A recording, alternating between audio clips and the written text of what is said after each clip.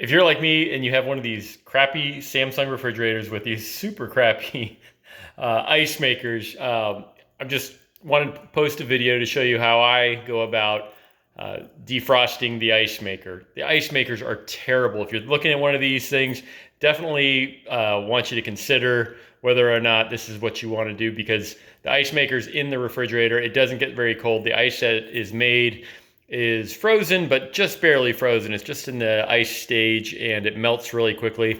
Definitely would consider suggesting to anybody who's looking at this to get a side-by-side refrigerator, not one of these ones with the drawers on the bottom, because this ice maker in the main cabinet is going to be a problem. It should be actually in the freezer section. But what you will find is that what happens with these ice makers too is that they get frosted over and then they become obstructed, and then you can't get the ice maker drawer out and you need to defrost them. And so there's been a few different ideas out there on how to do it. I even saw a video where somebody was using a steam mop, but maybe this will be a quicker and faster way for you to do it.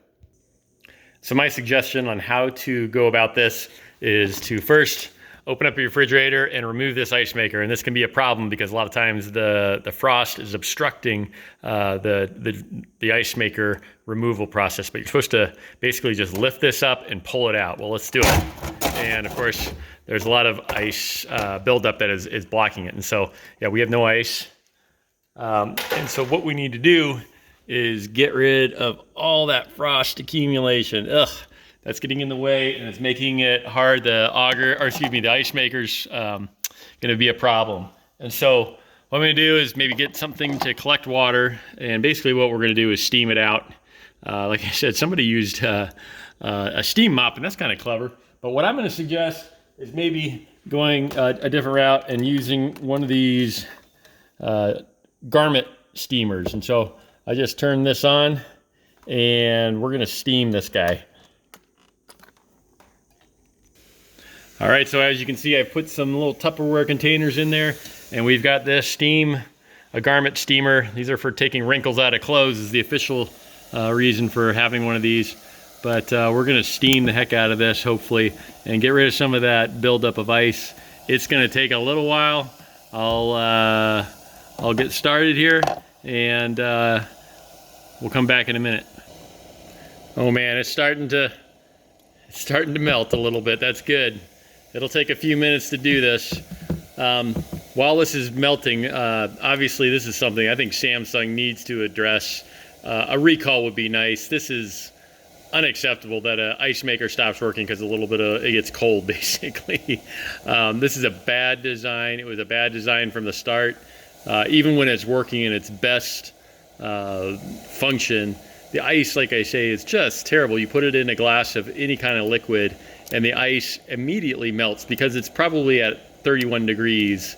Ice should be colder than 31 or 32 degrees.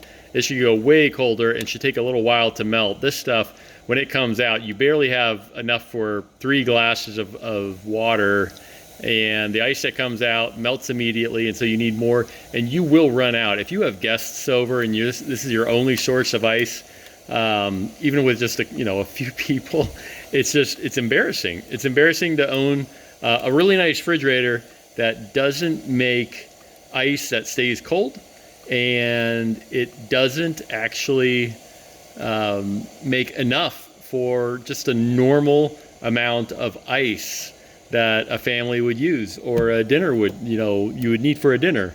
And so, and then obviously that we have to do stuff like this where we're steaming the ice maker to defrost it.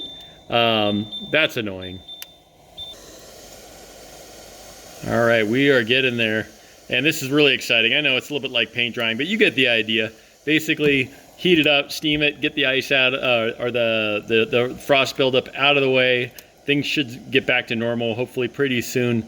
Hope you guys all enjoy this video. If this is helpful for you, if this was a good idea for you, if you learned something, then great. Please give me a like and subscribe.